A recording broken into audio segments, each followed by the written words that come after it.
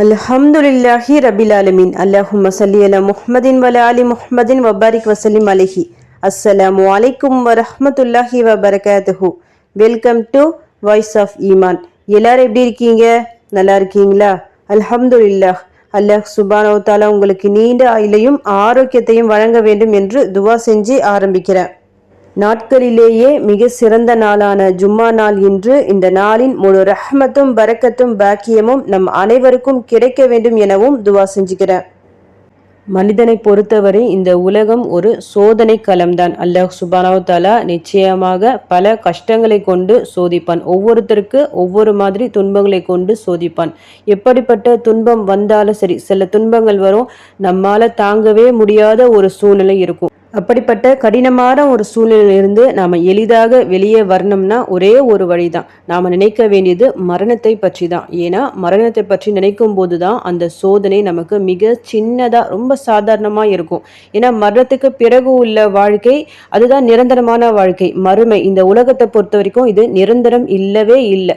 நீங்கள் வேணால் ட்ரை பண்ணி பாருங்கள். ரொம்ப கடுமையாக உங்களுக்கு நெருக்கடிகள் ஏற்படும் போது மரணத்தை பற்றி கொஞ்சம் நினச்சி பாருங்கள். நமக்கு மரணம் வந்துடுமா, இந்த நிமிடம் வந்தால் என்ன கேதி, நாம் என்ன சேர்த்து வச்சுருக்கோம் மறுமைக்கு சொல்லிட்டு அந்த ஒரு நினைப்பு தான் வருமே தவிர நீங்கள் பட்ட அந்த கஷ்டம் உங்களுக்கு அப்போ தெரியவே தெரியாது. அதனால எப்போ துன்பங்கள் கஷ்டம் வந்தாலும் மரணத்தை பற்றி அதிகமாக நினைங்க. கூட அல்லாஹ்விடம் உதவி தேடுங்க. அவன்கிட்ட கையேந்தி கேளுங்க. ஏன்னா இந்த துன்பத்தை தந்தவன் அல்லாஹ் தான். நம்ம கிட்டேருந்து அதை நீக்குபவனும் அவன் தான். அவன்கிட்ட நம்ம உதவி தேடும்போது நிச்சயமாக அவன் உதவி செய்வான். தன்னிடம் வர வேண்டும், தன்னிடம் கேட்க வேண்டும் சொல்லிட்டு அவன் மிகவும் விரும்புகின்ற ஒரு விஷயம் இது. அதனால துவாக்களை அதிகப்படுத்துங்கள். அதிலும் குறிப்பாக அல்லாஹ் சுப்ஹானஹு வ தஆலா விரும்புகின்ற ஒரு துவா இருக்கு. இந்த துவாவை அல்லாஹ் மிக மிக விரும்புகின்றான். அது என்னன்னா தௌபாவிற்கான துவா இது. அல்லாஹ் சுப்ஹானஹு வ தஆலா மனிதனை இந்த உலகத்துல படைத்தான். எதுக்காக படைத்தான்? தன்னை வணங்குவதற்காக. ஆனா மனிதன் அதை மறந்து பல தவறுகளை பாவங்களை செய்து கொண்டிருக்கின்றான். இருந்தும் அல்லாஹ் நினைச்சா ஒரு நொடி போதும், அப்படியே அழிச்சிடலாம், இந்த உலகத்தை அழிச்சிடலாம். எதுவுமே செய்யாம அவன் பொறுமையா இருக்கின்றான்.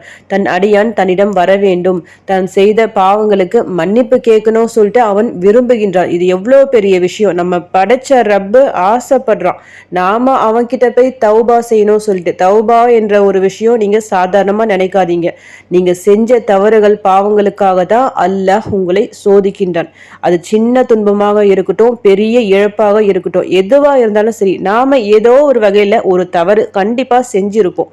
யாருமே நான் எந்த தவறும் செய்யல சொல்லிட்டு சொல்லவே முடியாது. ஏன்னா மனிதனை பொறுத்த வரைக்கும் பலகீனமாகத்தான் படைக்கப்பட்டுள்ளான்.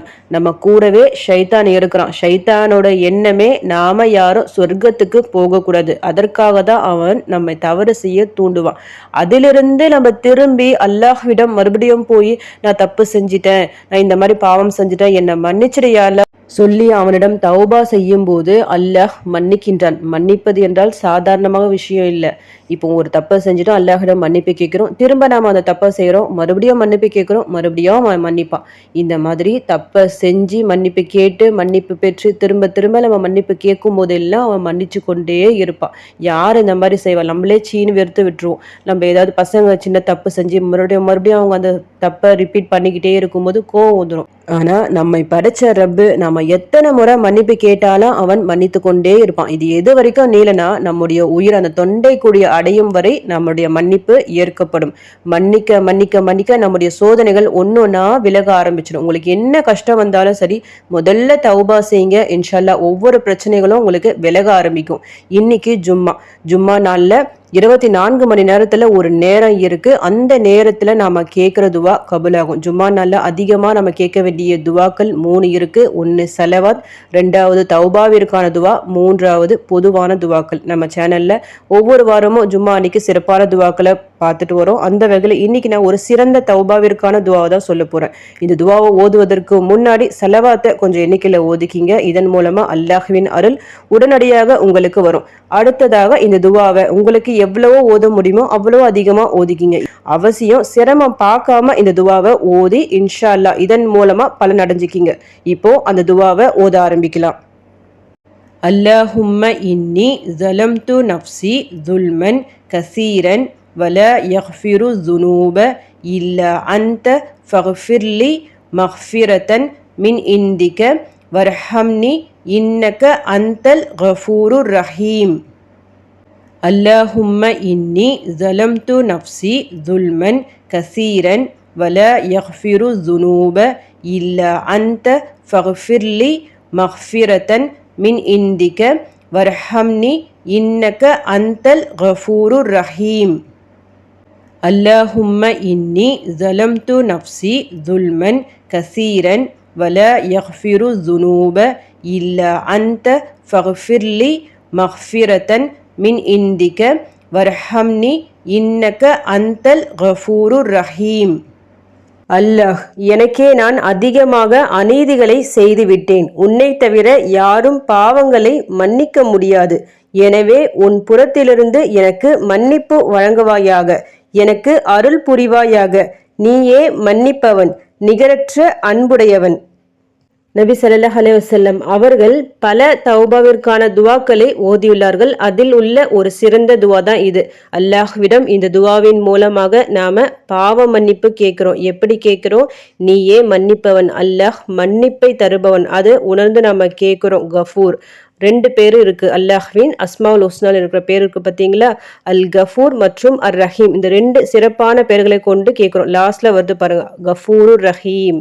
இந்த 2 பேரும் அல்லாஹ்விற்கு மிக மிக விருப்பமான பெயர்கள். ஒன்று அல்லாஹ் மன்னிக்க கூடியவன் சொல்லிட்டு நம்ம கேட்கிறோம்.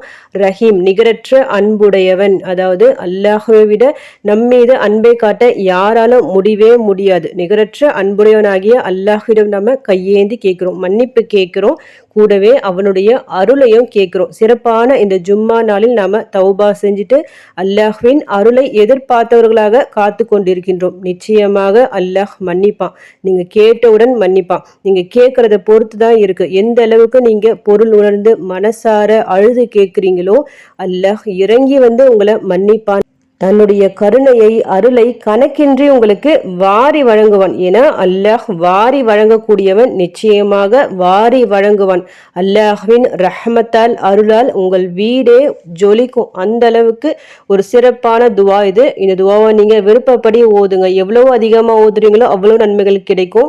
இப்போ இந்த வீடியோ பாக்குறீங்களா, இப்போ ஒரு 3 முறை ஓதுறீங்க, அல்ஹம்துலில்லாஹ். இன்னைக்கு ஜும்மா தொழுதுட்டு பிறகு ஓதுங்க.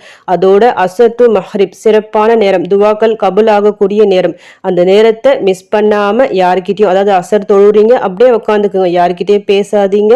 அதே இருப்புல அமர்ந்து சலாவாத் கொஞ்சம் எண்ணிக்கையில ஓதிக்கிங்க. கூட இந்த துவாவும் ஓதிட்டு உங்க தேவைகளை, உங்க கஷ்டங்களை அல்லாஹ்விடம் சொல்லுங்க, சஜ்தால சொல்லுங்க, அழுது கேளுங்க.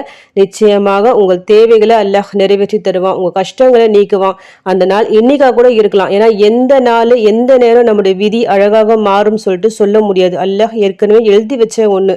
நாம கரெக்டா அந்த நேரத்துல கேட்கும் போது நிச்சயமாக நம் விதி மாறும். அப்படி உங்கள் விதி மிக அழகாக சிறப்பாக மாறும் நாள் இந்த நாளாக இருக்க வேண்டும் சொல்லிட்டு உங்களுக்காக நானும் துவா செஞ்சுக்கிறேன். எனக்காகவும் என் குடும்பத்திற்காகவும் நீங்களும் துவா செஞ்சுக்கீங்க. அல்ஹம்துலில்லாஹ். இந்த வீடியோ உங்க எல்லாருக்கும் யூஸ்ஃபுல்லா இருந்திருக்கும்னு நினைக்கிறேன். நீங்க தெரிஞ்ச இந்த விஷயத்தை மற்றவங்களுக்கும் எத்தி வைங்க. இதன் மூலம் அவர்களும் பலனடையலாம். இன்ஷா அல்லாஹ். அடுத்த பதிவில் சந்திக்கலாம். ஜஸக்கல்லாஹு கைரன் கசீரா. அஸ்ஸலாமு அலைக்கும் வரஹ்மத்துல்லாஹி வபரகாத்துஹு.